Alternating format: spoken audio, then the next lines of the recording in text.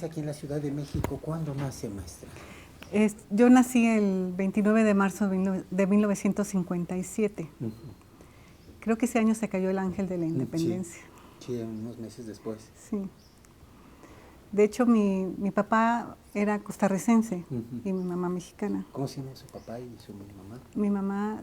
Mi papá se llamaba Edgar Lizano Vargas. Ajá. Él nació en Costa Rica, estudió aquí para médico cirujano y especialidad en pediatría, y luego se regresó a Costa Rica ya casado con mi mamá, que se llamaba Estela Soberón Acevedo. Ella fue hermana de Guillermo Soberón. El gran maestro, ¿verdad? Uno de los grandes maestros.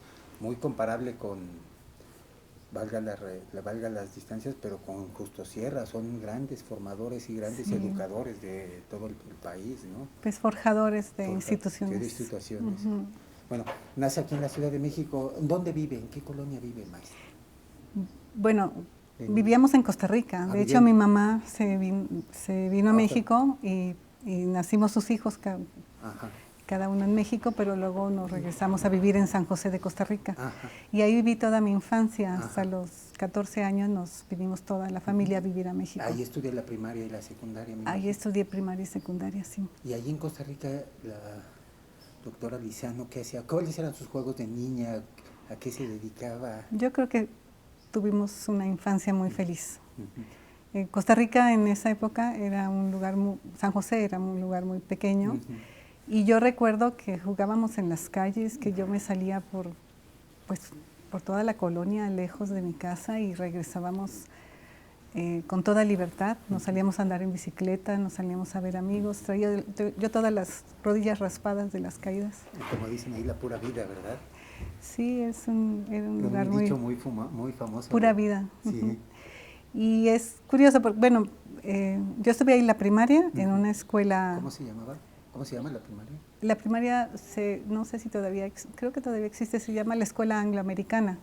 Es una escuela bilingüe de unos americanos, que ahí fue donde yo aprendí a hablar inglés, y creo que las bases fundamentales fueron en esta escuela.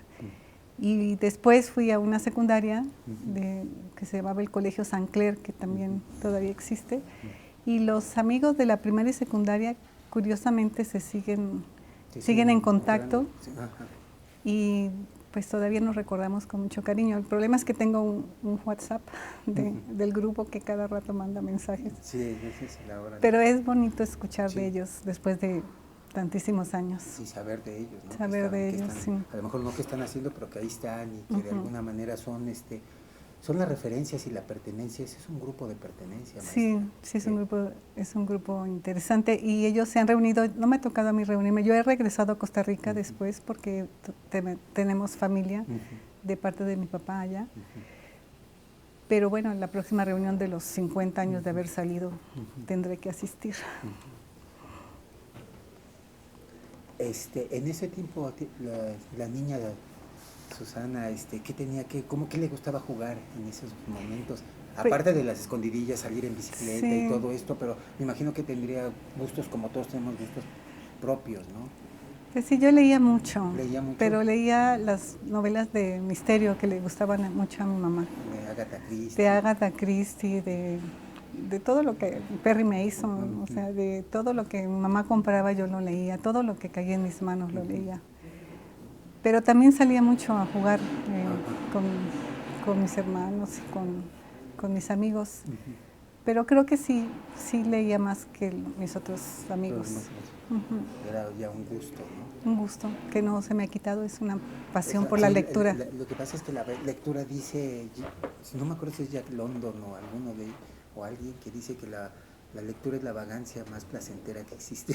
Sí, es curioso, es como, para mí la lectura es para descansar. Yo no leo, yo leo para descansar, sigo leyendo novelas de misterio, me gusta mucho la ciencia ficción y la literatura fantástica. En mi adolescencia sí leí los libros de la literatura latinoamericana y, en fin, creo que también lo disfruté mucho, pero ahora realmente, como tengo tanto trabajo, mis momentos de descanso es con un libro que me hace un descanso mental.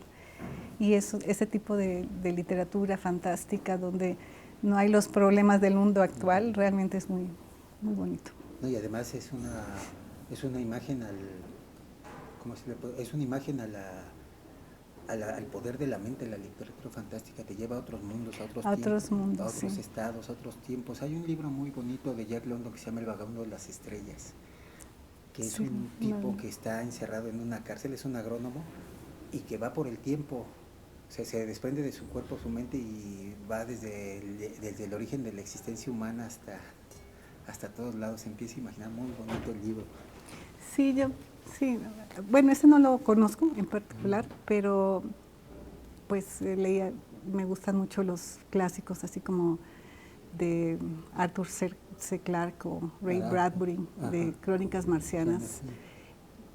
Y recientemente encontré un escritor chino que hizo una trilogía que se llama El problema de los tres cuerpos, que pues lo que trata es de que la Tierra pues trata de ser conquistada por una otra civilización que vive en un sistema inestable, es decir, no como nosotros, que la Tierra da vueltas alrededor del Sol y esas órbitas son estables y permanecen por muchísimo tiempo. El sistema de esta civilización alienígena es inestable porque tiene creo que 3 estrellas que giran entre sí, y es un problema que no ha sido resuelto desde el punto de vista de la dinámica, y ellos tienen que, o sea, pasan catástrofes a cada rato, y entonces tienen que dejar su sistema solar, y es muy interesante, realmente es un ejercicio de imaginación increíble. Así que ese es el último que leyó. Sí. Oiga, maestra, y en esos 14 años más o menos que vive en Costa Rica, la niña Susana, que ya empieza a tener la adolescencia, entra a la adolescencia, ¿tiene algún gusto musical, algún gusto por alguna cosa especial, aparte de la lectura y de los juegos? Pues... ¿le gustaba el baile? ¿Le gustaba...? Sí, y ahora que lo menciona, me gustaba el baile. Empezaban a ver los bailes de la secundaria. Y también me gustaba también la música, no tanto, bueno, no tenía yo tanto contacto, tenía contacto muy poco. Yo creo que hasta que vine a México y inclusive hasta que entré a la universidad empecé a escuchar música clásica. Yo no había escuchado nunca música clásica. Mis papás eran profesionistas los dos, pero era un ambiente pues distinto, no era un ambiente universitario. De todas maneras era muy interesante. Yo también me gustaban mucho las ciencias desde entonces, me gustaba en la escuela pues leer acerca de los fenómenos y que tenían explicación física, y me gustaban las matemáticas desde chica. Sí, porque es interesante, maestra, porque su infancia y su preadolescencia o su inicio a la adolescencia entra con todos los cambios mundiales, desde la música, la contrarrevolución de los que en el arte, de todo el grupo de Andy Warhol, pero además entra algo muy importante, que es la píldora anticonceptiva hecha por un mexicano, bueno, no hecha por un mexicano, sintetizada la sustancia por un mexicano y luego ya hecha. Entonces, bien interesante. Llega aquí en México a 1971, ¿no? Sí, y a través de mis primos que tenía yo en la familia mexicana, éramos 22 primos 22 así directos. Pues yo creo que hasta entonces empecé yo a escuchar los Beatles, por ejemplo. En 71, cuando ya un año después, 2 años casi, que se han separado. En 1971 llega aquí a la Ciudad de México. ¿A dónde llega a vivir la maestra? ¿A qué colonia? Estábamos en la colonia Candelaria, Coyoacán. Y llegamos ahí mis hermanos, tengo un hermano mayor y una hermana menor. ¿Cómo se llama su hermano mayor? Mi hermano mayor se llama Edgar Lizano Soberón, y mi hermana, él es arquitecto, y mi hermana menor se llama Marcela Lizano Soberón. Ella estudió investigaciones biomédicas y es doctora en investigación biomédica y trabaja en el Instituto de Cancerología. Ella es investigadora, también muy destacada. Muy destacada, sí. A lo mejor alguna vez la entrevisté, porque estuvimos mucho tiempo en cancerología, haciendo en el Subirán y en todos los institutos haciendo entrevistas. Entonces llega aquí a Coyoacán en 1971 y allí ingresa ¿a qué preparatoria ingresa? Ingresamos a la mexicana, bueno, no es cierto, me tocó un año en un colegio de secundaria que se llamaba el Queen Elizabeth. El Queen Elizabeth. Nosotros entramos porque tenía una prima que estaba en este colegio y tuvimos un problema de calendario escolar, porque el calendario en Costa Rica era de enero a noviembre y el calendario mexicano era de septiembre a junio. Entonces, pues tuvimos, entramos en estas escuelas, la que entramos mis hermanos y yo, nos permitieron entrar esperando los papeles. Eran escuelas que permitieron pasar unos meses mientras se regularizaban los papeles. Hasta en cierto sentido, más allá, desde pequeña era investigadora, le gustaba buscar los libros, le gustaba... Me gustaban mucho las matemáticas, eran como un juego, como que no había que aprenderse nada de memoria. Ajá. No, porque la matemática es pura lógica, y va desarrollando... Si uno lo entiende, lo puede hacer, ¿no? Es como un juego. Bueno, y después de ese año en el Queen Elizabeth, ¿a qué preparatoria ingresa? A la Mexicana Americana, que es donde estaba mi hermano. Y ahí estuve la preparatoria completa. Y después ingresé a la UNAM, a la carrera de física. ¿Y ahí quiénes fueron sus maestros? Me imagino que Moshinsky o... No me tocó el doctor Moshinsky. ¿Quiénes fueron esos? Pues tuve muchos maestros diferentes. Los más importantes al inicio de la carrera fueron maestros de matemáticas. Tenía yo al doctor José Ángel Canavati, al doctor Abreu, que fueron casi el primer curso, al doctor Jorge Isea, al doctor Minzoni, y con ellos llevamos como 2 años de distintos cursos cada vez más avanzados de matemáticas, y yo tuve la duda si cambiarme a la carrera de matemáticas o quedarme en física. Y empecé a tomar a la mitad de la carrera más cursos en física para tomar una decisión, y pues finalmente me quedé en física y ya conocí a otros maestros, por ejemplo al astrónomo, el doctor Manuel Peinbert. Él fue mi maestro y muy generosamente me invitó a ser su ayudante en su curso que se llamaba Física Moderna y hablaba de astronomía. Entonces yo ya empecé a ser su ayudante y de todas maneras estaba yo así como indefinida de qué quería hacer. Y ya terminando la carrera, todos mis amigos eran astrónomos. Bueno, no es cierto. No eran astrónomos, eran físicos, pero eran ayudantes en el Instituto de Astronomía. Y bueno, pues yo además iba al instituto porque era el ayudante del curso de Manuel Peinbert.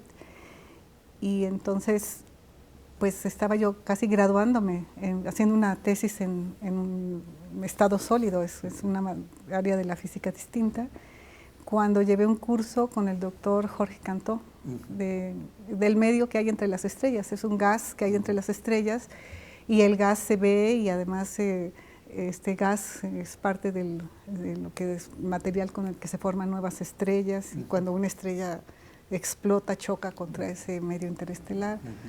Entonces, yo tenía una formación más fuerte en matemáticas por estos años que había estado estudiando. Y me pareció muy interesante que las ecuaciones diferenciales que yo había estudiado servían para explicar el comportamiento del medio interestelar. Entonces yo creo que el último semestre de mi carrera decidí que yo iba a estudiar astronomía, pero no en la astronomía hay la parte observacional y la parte teórica, y que me inclinaba por la parte teórica, hacer modelos que después se confrontaran con las observaciones. Eso fue la definición de mi carrera. Y tiene mucho que ver con las matemáticas, como dice, desde pequeña, para teorizar, para mirar, para imaginar, ¿no? Pues sí, es como un mundo donde uno puede describir de forma así predictiva algo, ¿no? Un fenómeno natural, se pueden usar estas herramientas para ver lo que está pasando y ver lo que va a pasar más adelante, ¿no? Maestra, en la preparatoria, en el bachillerato hasta la universidad, es una etapa de formación donde tenemos todos los que, digamos, yo estudié en el CCH Sur, luego en Ciencias Políticas, digo yo un poquito más politizado, ¿no? Por eso, pero eso es cuando se nos abre el mundo, cuando empezamos a entender muchas cosas de la desigualdad social, de los sistemas políticos, en esos momentos que son los años 70, que además son también cambios bien importantes porque se cambia la ley de los partidos en México, se acepta la representación proporcional, todos los partidos ya empiezan a tener incluso presencia en la Cámara. También empezamos a tener una sobreinflación que no se que no se paró ni se sigue parando hasta el momento, pero bueno, ya no tanto como eso. Los años 70 son el preámbulo de todo el México que vamos a vivir hoy con los cambios políticos.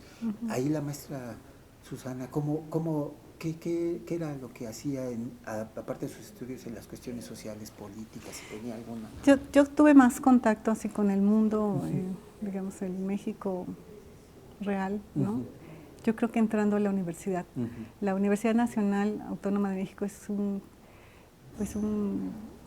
tiene una gran diversidad de personas y de estudiantes que vienen de todas las extracciones sociales y que han vivido cosas muy distintas a las que... Yo viví una infancia muy protegida, yo creo que una adolescencia también muy sana, muy distinta al mundo actual. No porque ahora no sea sano, pero digamos protegida, diría, quizás. Había menos intensidad en esto que había menos drogas, sí, había menos violencia. Teníamos muchas reuniones con los amigos y eso es lo que yo recuerdo, así como tener muchas reuniones y todos. Yo no detectaba problemas de alcoholismo entre mis compañeros a la edad de la universidad. No, de la preparatoria. No, para nada. Y creo que ahora hay más problemas. Y la universidad, pues de repente es como un mundo distinto, un mundo nuevo, donde realmente uno se enriquece porque empieza a entender pues todo esto del problema de los distintos accesos a las oportunidades y además pues cómo la gente pues se sobrepone a muchas situaciones que yo no había vivido, ¿no? Entonces eso yo creo que es una parte muy importante de la universidad, porque además lo que le da pues a todos los estudiantes es la posibilidad de salir de donde nacieron, digamos, de las circunstancias que les hayan tocado y tener una movilidad social. De hecho, yo misma soy un ejemplo de esta movilidad social, porque aunque yo viví o nací en una clase media, mis papás no tenían dinero para mandarme a una universidad privada, simplemente no había esos recursos. Entonces, la Universidad Nacional me dio la oportunidad de estudiar, me dio después una beca para estudiar el doctorado, o sea, me abrió todos los horizontes profesionales que yo pude tener y por los cuales yo pude realizar mi trabajo. O sea, que pues estábamos muchos en las mismas circunstancias y era pues abrirse puertas, y yo creo que es algo que es muy valioso de la Universidad Nacional Autónoma de México, esta movilidad social, ¿no? Sí, es bien interesante porque su historia, maestra, se parece un poco a la de Javier García Diego. Él es universitario hasta que llega a la UNAM y dice que a él la universidad lo cambió, cambió el panorama completamente. Sí. Ahorita me estoy acordando de una anécdota del gran maestro Antonio Lascano, que con el maestro Peinberg, cuando era estudiante, maestro Lascano, le fue al cubículo del maestro Peine a preguntarle si existía el planeta Krypton. Y le dice, eso me lo relató él en su biografía aquí, en su semblanza, que le dijo que sí, el maestro Peinberg, ya ve que es medio divertido, sí, es a donde vive Superman. Sí. A mí me encantaba Superman. Cuando yo era niña, cada domingo nos daban ni siquiera una peseta de la moneda. De las grandes estas. No, eran pequeñas, pero... de allá de Costa Rica. De Costa Rica. Y entonces mi hermano y yo nos comprábamos la historieta semanal de Superman. De Superman. O sea, nosotros teníamos todas las historietas de Superman. Y recuerdo también que después poníamos estas historietas, las juntábamos en un carrito y las íbamos jalando y llegábamos a casa de los amigos y hacíamos intercambio de historietas. Ah, qué bien. ¿Y todavía conserva algunas historietas? No, qué va. De hecho, ¿Qué va? Pero era padrísimo. Claro. O sea, que había que ir a buscar la última aventura de Superman. O sea, es que yo crecí con los superhéroes. Además de Superman, ¿cuál más? Pues también era un poco Batman, pero yo creo que nos gustaba más Superman. Superman, el Hombre Araña, ¿no? No me tocó el Hombre Araña. No, nada más Superman llegaba allá a Costa Rica. Sí, y Batman. Que aunque pareciera que no tiene correlación, maestra, con su estudio de formación de planetas y de galaxias, con Superman, porque viene de allá de... Fue un poco accidental, yo Sí, creo. pero sí es accidental, pero ya a la retrospectiva uno le puede ver ahí una cierta Claro, fascinación no, bueno, es como por, la fascinación por el por universo, la sí, imaginación, por la ¿no? imaginación, ¿no? Y incluso todos mis tíos aquí en México eran médicos y mi papá también, y mi mamá también estudió pues una especialidad relacionada con la medicina, ella no tenía la profesión de médico. Pero cuando yo intenté pues acercarme a la medicina, no, hombre, no tenía yo el estómago para aguantar el dolor ajeno. Entonces me invitaron mis tíos me invitaron a algunas operaciones y yo decía, no me voy a desmayar.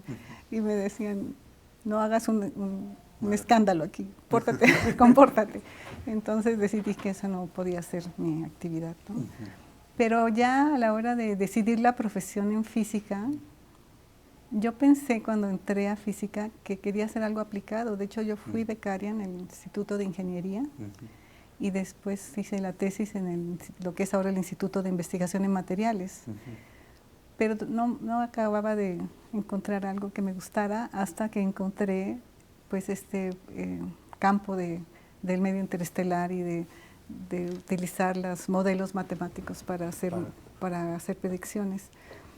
Y la universidad me otorgó, cuando yo terminé la carrera, me otorgó una beca para estudiar en la Universidad de California en Berkeley, que fue pues una oportunidad única. Y ahí había un teórico muy importante, el doctor Frank Shu, que fue mi asesor. Y yo le dije, yo quiero hacer teoría, ¿no?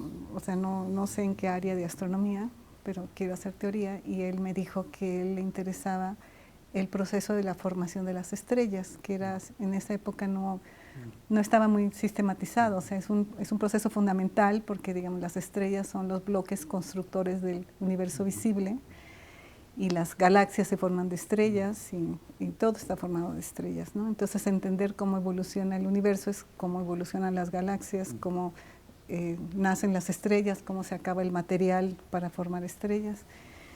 En nuestra galaxia, por ejemplo, hay muchísimo material para formar estrellas, pero hay otras que no, que ya se lo acabaron. Entonces, pues empecé a trabajar en este tema que en ese tiempo empezaba como el estudio teórico de la formación estelar. Yo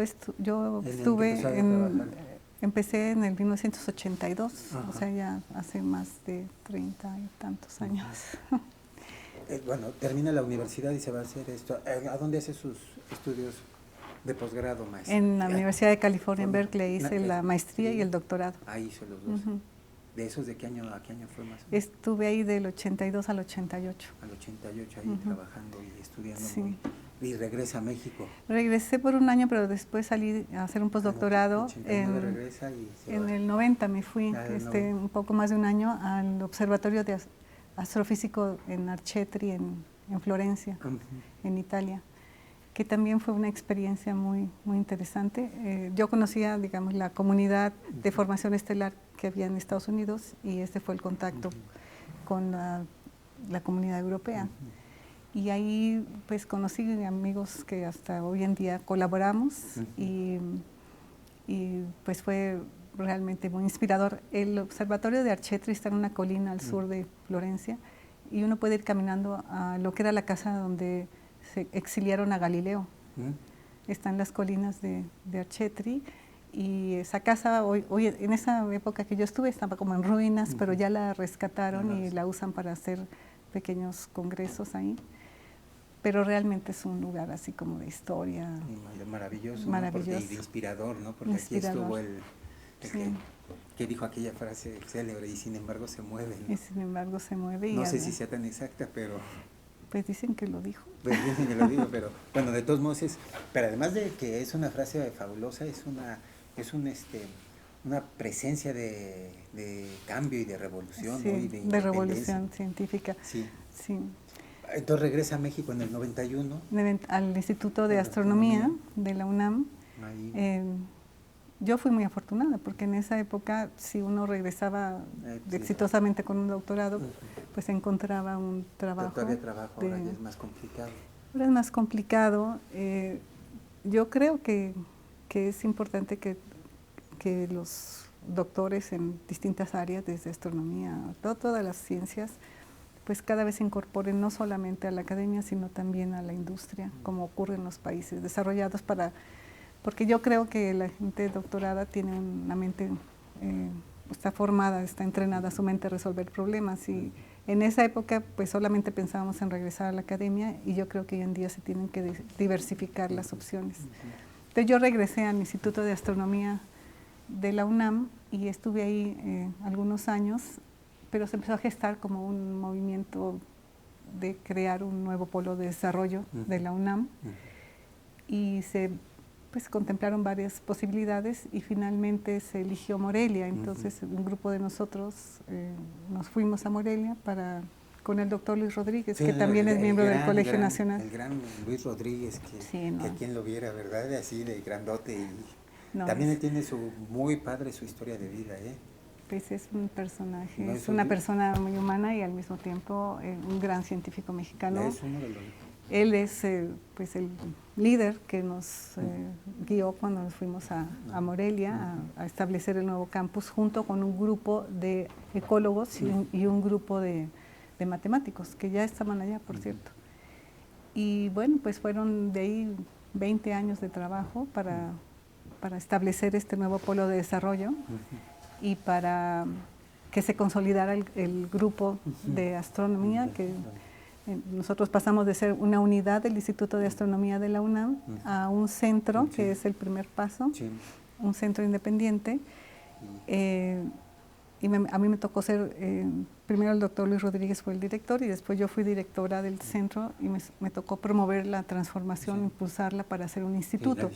El instituto ya tiene una personalidad jurídica en la UNAM, y estamos ahorita, bueno, tenemos un instituto muy fuerte, muy reconocido también, y bueno, yo creo que ha valido la pena todo ese trabajo el Instituto de Radioastronomía, ¿verdad? Es el Instituto de Radioastronomía y Astrofísica. Astrofísica, sí, me contó el maestro Felipe toda esa historia. Bueno, y entonces ya estamos en la etapa 1992, 93, 94 y de aquí. Sí, el doctor Rodríguez y su esposa se fueron, también astrónoma, la doctora Yolanda Gómez, se fueron en 1995. Y yo me fui con mi esposo, mi familia, en 1996, cuando nació mi segundo hijo. Así me lo llevé de 2 semanas. ¿Cuántos hijos tienes? Tengo 2 hijos. ¿Cómo se llama? El mayor se llama Rodrigo y el menor se llama Bernardo. ¿El mayor ya cuántos años tiene? Tiene 25 años. Está por terminar la universidad, ¿no? Pues él ya terminó, ya terminó una maestría, de hecho. Ah, ¿ya también? También él estudió diseño gráfico, y el menor está estudiando matemáticas ahorita todavía. Va a entrar a la UNAM. Pero, en fin, él le gusta más las matemáticas. Bueno, estuvo en el ITAM y va a cambiar ahorita a la UNAM. Pero esta es más teórico. A las matemáticas, sí. Es que no le dije, pero mi esposo es matemático. ¿También es matemático? ¿Cómo se llama su esposo? Leonardo Salmerón. Él trabaja en lo que es el Centro de Ciencias Matemáticas, y nos fuimos juntos a Morelia como un proyecto de vida. Pues sí, ha sido muy, muy padre. ¿Usted es contemporánea de Frank? ¿De Alejandro Frank? Sí. Él es un poco mayor que yo. De hecho, ha sido mi mentor en muchas cosas. Otro gran... Sí. O sea, pareciera que no, maestra, pero todo este cúmulo de científicos, investigadores, en cualquier disciplina, no es nada más en las ciencias exactas, es muy brillante el de México. Sí, hay gente muy brillante. Muy brillante. Y usted viene de la vena de la familia. Painberg viene de Justo Sierra, es una familia. Sí, muy... Y ahora sí, maestra, vamos a hablar de lo bonito, de la imaginación, que veo que hasta se emociona cuando habla cuando habló de Superman se emocionó. Sí, me encanta. No, es que son los recuerdos. Yo realmente, a mí cuando me preguntan cuando sea ya más grande y ¿qué te gustaba? Pues me gustaba jugar fútbol. Yo iba a ser jugador de fútbol en los Pumas. Pero no pudo más las lecturas y el periodismo y las fiestas, ¿no? Porque para qué no, cuando estás en el CCH te gana la fiesta, que además eran otros tiempos de CCH, muy, o sea, eras una comunidad, una pertenencia a todos. Bueno, yo Creo que en la historia hay esta tendencia de pensar que los tiempos pasados fueron mejores, siempre. Pero yo lo que veo es que ya no se hace en comunidad.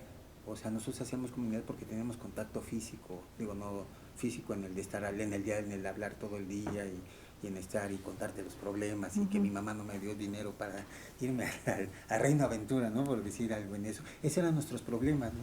Que no tenían entrada para el cine. Pero ahora ya los niños con estas nuevas tecnologías son muy gregarios, muy individuales. Ya no hacen pues comunidad. Sí hay que hacer un esfuerzo para que dejen a un lado el celular y hagan comunidad, ¿no? Porque es muy agradable. Bueno, vamos a hablar de la imaginación, maestra, que yo creo que es lo importante en esto, como usted lo menciona, la imaginación, el poder de la imaginación, para entender cómo se formaron las estrellas, las galaxias, los planetas, porque al final de cuentas todo eso tiene una grandiosa conclusión que es la vida humana. Sí, ¿no? Sí, no exacto, el origen de la vida. Sí. Cuando yo empecé a estudiar este tema, no había como una teoría formal del proceso de formación de estrellas, pero yo trabajé junto con otros compañeros con este gran astrónomo que se llama Frank Xu, de origen chino, pero americano de origen chino, y lo que yo trabajé fue en un proceso previo a la formación de las estrellas. En nuestra galaxia, es una galaxia que se llama espiral, que tiene como un disco de gas y polvo que gira alrededor del centro de la galaxia, que hoy sabemos que hay un hoyo negro de 4 millones de masas solares. Y este gas que hay, las galaxias se llaman espirales porque el gas se acomoda en brazos espirales. Y nosotros no podemos ver nuestra galaxia porque tendríamos que alejarnos a una distancia muy grande para tomar una foto, pero podemos ver galaxias como la nuestra en el cielo.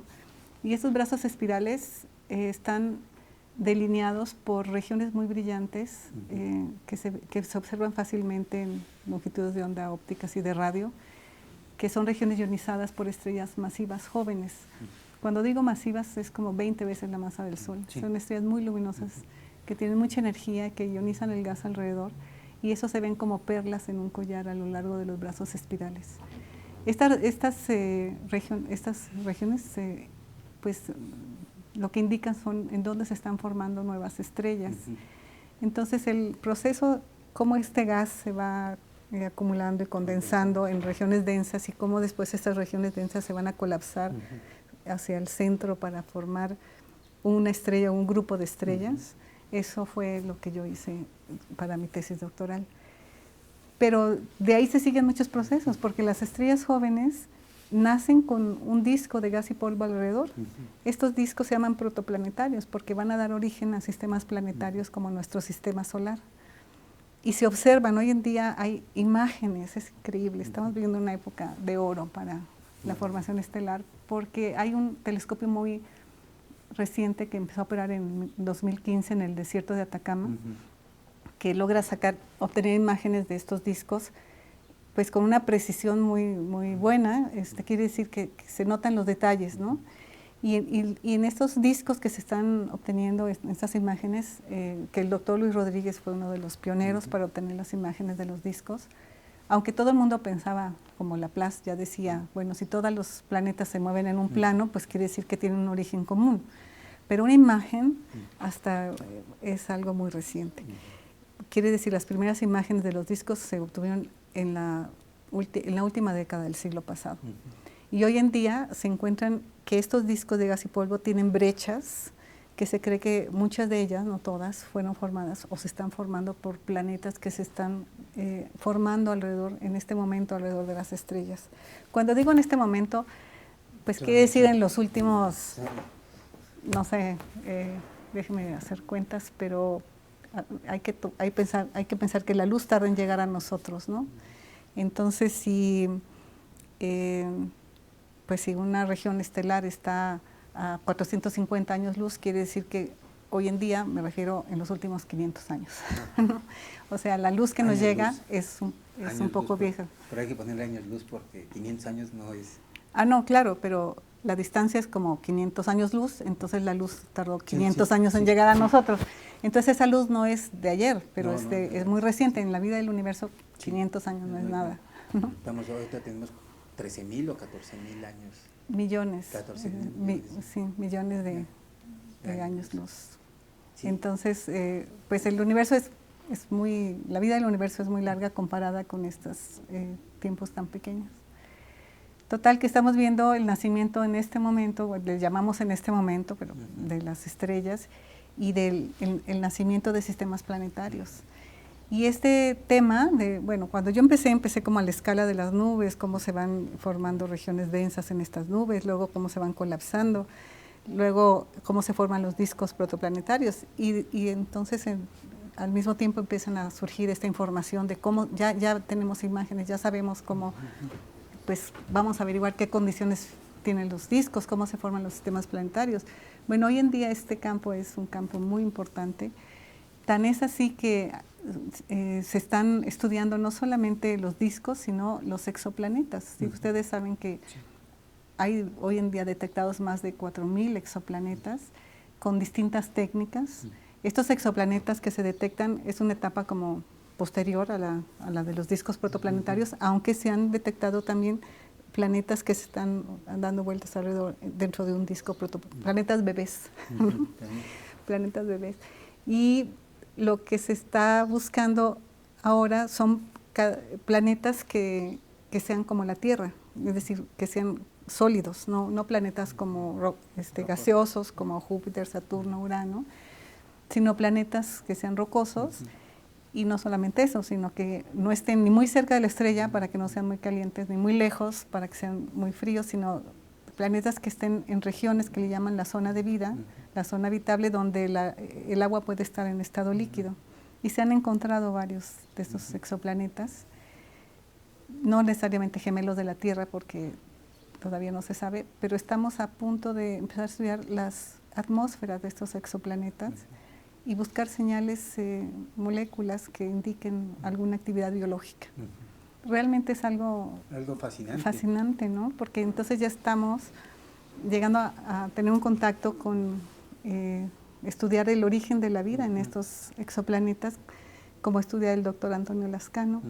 De hecho, me invitó recientemente a una conferencia en París, en donde ellos hablaban del origen de la vida y yo les hablaba del origen de los pues sí, de los discos protoplanetarios, ¿no? O sea, como que tenemos ya una conexión pues con el área del origen de la vida. Y la pregunta es, ¿realmente toda la vida en el universo se basa en el agua?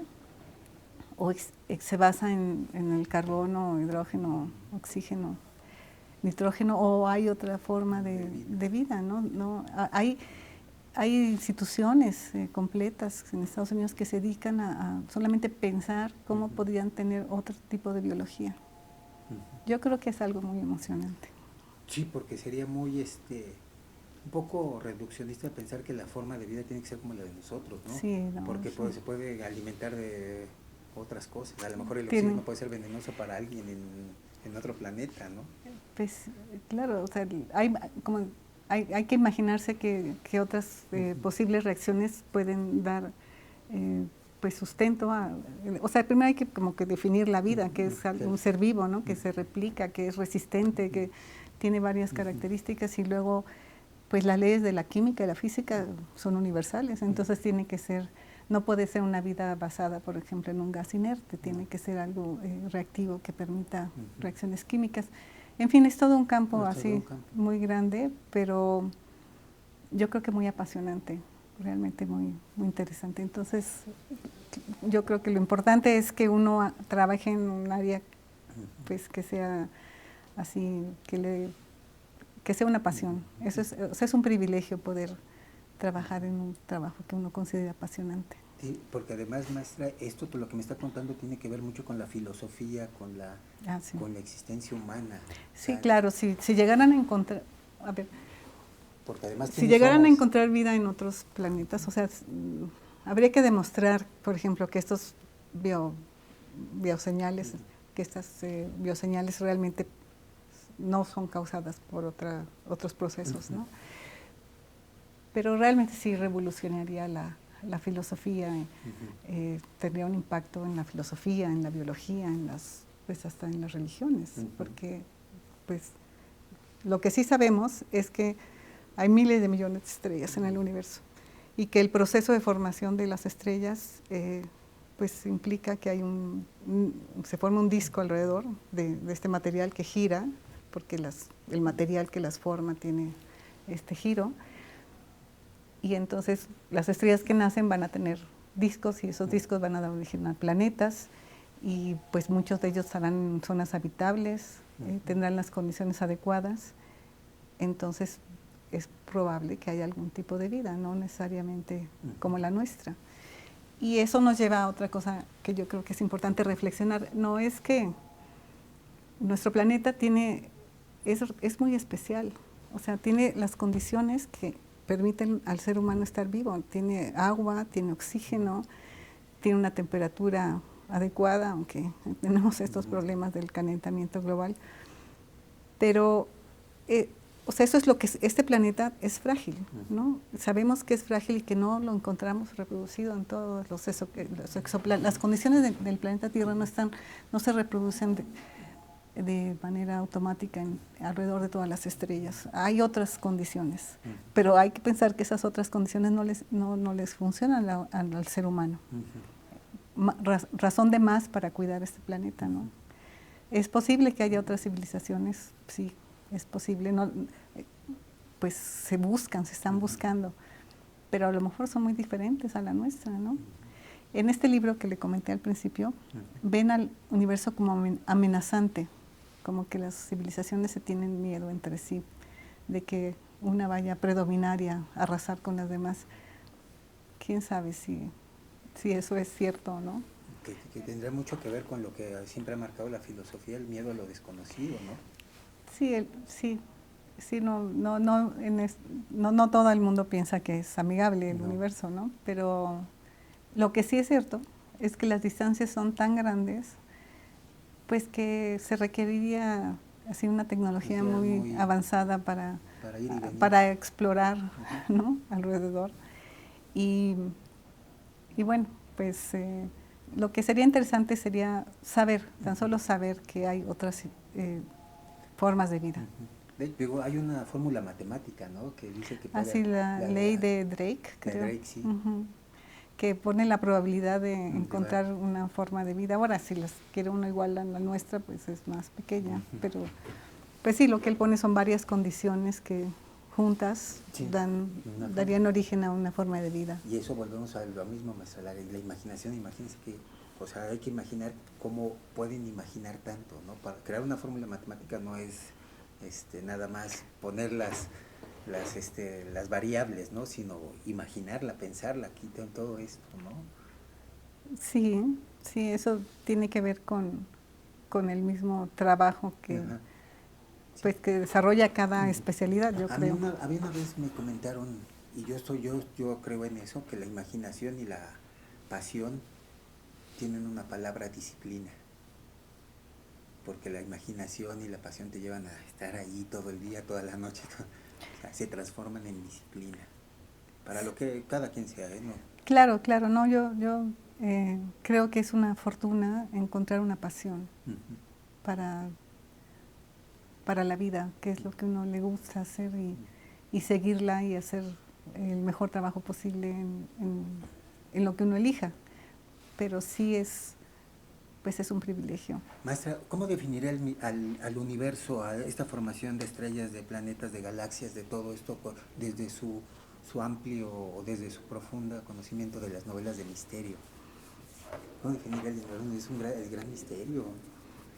Pues yo creo que el universo es como, más que un gran misterio, es como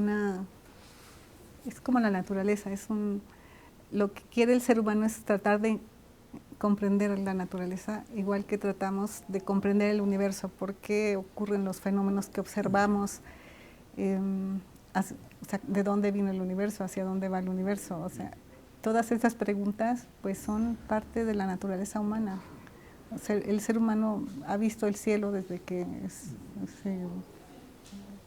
desde que empezó a tener conciencia y se ha preguntado pues qué son esos puntos de luz que hay ahí, por qué están ahí, qué hacemos nosotros en la Tierra, de dónde venimos, ¿no?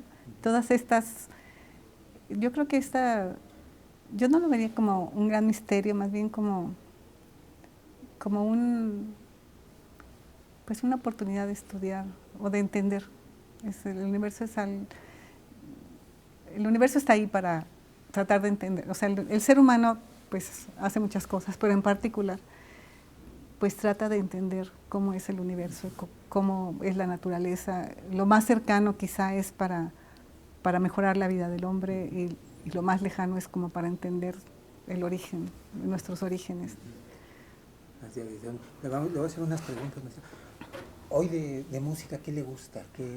Pues ya sé que es un poco la música de concierto, la música clásica. Sí, la música clásica que yo empecé a escuchar en la universidad. En la universidad. ¿Cuál fue su primer, o sinfonía, o cuarteto, no sé si recuerda? Pues no recuerdo bien, pero sí me gusta, sí, la música más bien, no tanto la música moderna, sino la más clásica, ¿no? No, por supuesto que escuchaba yo a la Mozart. Música antigua, barroca.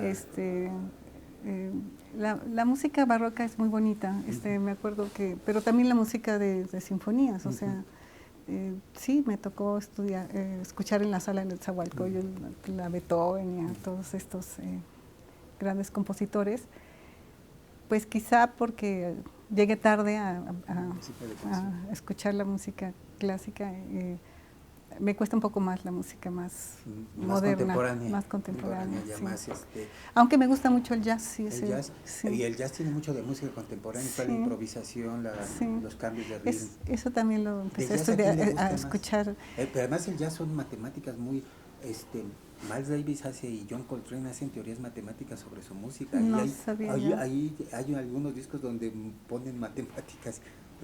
Eran unos genios, Miles Davis y John Coltrane y Ornette Coleman, que son así las tres figuras del jazz, así impresionantes. Y hay un disco que se llama Nivel 15 de Anthony Braxton, un jazzista, que también son puras matemáticas. Y entonces en cada compás va cambiando el ritmo y todo. Es una locura, Me acuerdo de algún concierto en Bellas Artes, pero no en Bellas Artes o en el Teatro de la Ciudad de México. No me acuerdo ahorita el autor. Pero de jazz. Brucker, no me acuerdo. ¿Dave Brubeck? ¿Será? No sé. No me acuerdo ahorita el nombre. Pero no tan, sí, también otra vez el jazz más clásico, ¿no? Como más melodioso. Y bueno, pues lo que ahora hacemos en Morelia es ir al Festival Internacional de Música, que es cada año. Es grandioso, ahí va el maestro Carlos Prieto. Sí, y es muy bonito, o sea, ese es nuestro contacto con la música clásica, aunque está el Conservatorio de las Rosas. En Morelia, pues este festival pues trae grandes compositores y grandes también músicos una vez al año. Entonces no tenemos aquí a la diversidad que hay en la Ciudad de México, en Morelia, pero sí tenemos estos eventos muy, muy bonitos. ¿Y de lecturas, maestra, cuáles son la parte de la novela de misterio y todo eso? Pues básicamente es lo que leo. Sí. ¿Y de otro, del teatro, el cine? Desafortunadamente no voy tanto al teatro, al cine cada vez menos. Ahora, pues, por las ocupaciones, sí, no se preocupe. Cada vez menos. Son preguntas que van. Antes sí, nos íbamos por ejemplo, con mi esposo a estos Festival Internacional de Cine. Las muestras de cine. Las muestras de cine, o sea, aquí en México me acuerdo que veíamos 15 días de cine y ya no sabía yo qué película era cuál. Todo estaba mezclado. Pero luego, pues con los niños pequeños, todas las películas infantiles. Y luego, pues ahora, después empezamos, sí vamos de vez en cuando, pero tenemos este mal hábito de ver Netflix, que está más fácil. Pero no es un mal hábito, es bastante bueno. Yo les he dicho que las grandes películas son las que ya viste, porque la prendes en Netflix, te duermes y ya no te preocupas en qué terminó, ¿no? ¿La podemos volver a poner? Sí, la podemos. Sí. Maestra, Luis Felipe Rodríguez, a quien conoce muy bien, dice que la ciencia es el trabajo más bello que hay en el planeta, evidentemente. Yo creo que sí. Y Lascano dice que es la gran oportunidad de la vida, ¿no? O sea, ser científico es la gran oportunidad de la vida. Painberg dice que no se podría imaginar otra cosa que decir. ¿Usted cómo define a la ciencia y su trabajo, maestra? la maestra Susana Lizano, ¿para qué es la ciencia? Pues yo creo que la ciencia es este trabajo que nos permite entender la naturaleza y entender el universo. Y es un trabajo apasionante. La ciencia es un término muy amplio, se aplica a muchas, desde el área química, biológica, física, ¿no? La astronomía, las matemáticas, pero yo concuerdo con que ser científico es pues una oportunidad única para poder disfrutar un trabajo que uno está haciendo y al mismo tiempo avanzar. Es avanzar en lo que uno no entiende, o sea, uno trabaja muchísimo. ¿Cómo es el trabajo de un científico? Uno trabaja muchísimo y de repente, ya entendió algo. Es un momento breve de una gran satisfacción y luego otra vez empieza un trabajo así como muy intenso y a veces frustrante y a veces, o sea, hay que mantener la disciplina, como usted dice, y sin embargo, ese breve momento de satisfacción vale la pena todo lo que uno hizo. Ahora, yo trabajo en particular en ciencia básica y yo creo que esta ciencia, que es la ciencia que avanza el conocimiento humano, es muy importante porque cualquier salto, así le damos salto cuántico, o sea, salto importante en el bienestar del ser humano, en la comprensión del mundo, la filosofía, por ejemplo, cómo se concibe el mundo, todo esto viene a partir de resultados de la ciencia básica. Uno no puede saber hacia dónde conduce. Puede estar estudiando, por ejemplo, podemos estar estudiando exoplanetas y uno dice, bueno, ¿y eso qué importa? O sea, alguien práctico, ¿qué importa en la vida cotidiana? No saben que, no se sabe qué descubrimientos va a haber en esa dirección, quizá en la búsqueda misma, que van a impactar al ser humano, porque imagínense que se descubre que hay otras civilizaciones, digamos, si no lo va a impactar. Entonces, yo creo que la ciencia básica es muy importante porque, y hay que apostarle a la ciencia básica porque esto nos va a permitir pues cambiar la vida del hombre, ¿no? Cambiar, ya no nos imaginamos la vida sin un celular que se basa desde conocimientos de mecánica cuántica hasta relatividad general. Y eso no hubiera podido ser posible si en el siglo XIX se decide como una política de Estado que no se va a apoyar la ciencia básica. Entonces yo creo que es muy importante dejar esta parte de la ciencia que se dedica como al conocimiento puro. Al mismo tiempo, creo que es muy importante que haya una derrama a la sociedad. No puede ser posiblemente, no serán los mismos científicos que buscan la frontera del conocimiento, los mismos que logren las aplicaciones, porque, bueno, cada quien hace actividades distintas, pero también la derrama a la sociedad es importante. Entonces, eso es lo que llamamos ahora la ciencia aplicada. Entonces, la ciencia aplicada, pues, es la que se ve que derrama en salud, en el medio ambiente, en la educación, en todos los aspectos. En todos los aspectos de más básicos del ser humano, ¿no? Hasta la sobrevivencia, ¿no? Entonces, pues hay que impulsar ambas vertientes de la ciencia y yo, que estoy en el lado de la ciencia básica, les puedo decir que la forma en que uno trata de regresar a la sociedad este privilegio de poder estudiar el universo es a través de lo que llamamos las actividades de divulgación.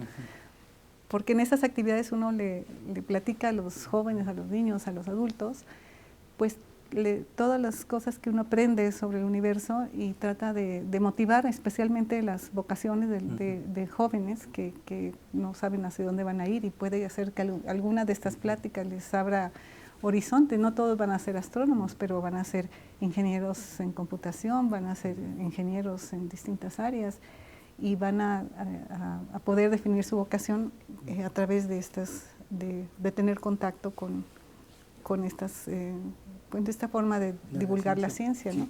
No, lo que pasa es de que se ha querido menospreciar a la ciencia básica, maestra, de un tiempo para acá, porque no entienden, maestra, que la generación de conocimiento es fundamental para que mañana la Ford pueda hacer su carro de hidrógeno y que no contamine.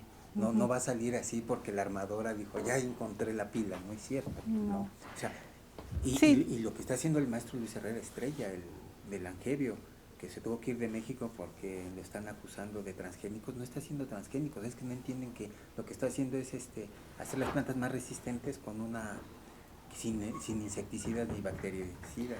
Sí, yo creo que no es correcto censurar el avance de la ciencia en ningún aspecto.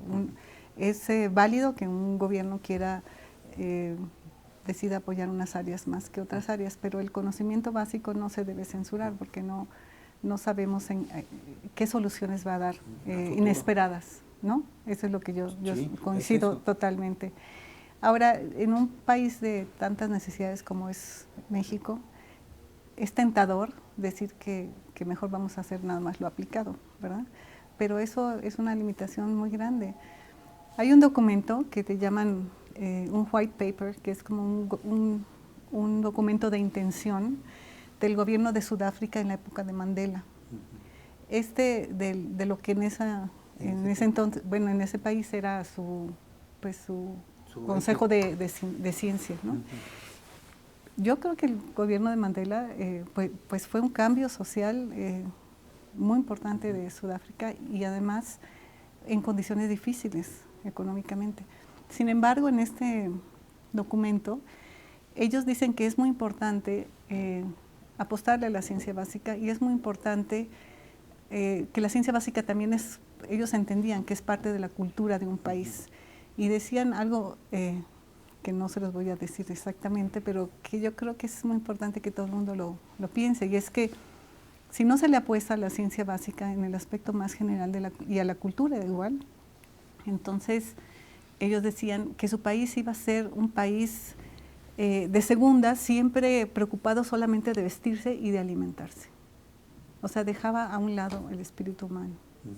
Entonces, a mí me parece esto una lección muy clara, donde un documento, digamos, de un gobierno oficial en condiciones difíciles, es capaz de ver que aún en esas condiciones es necesario apostarle a la ciencia y a la cultura. Y a la cultura, que al final es lo que nos hace seres humanos, sí, ¿no?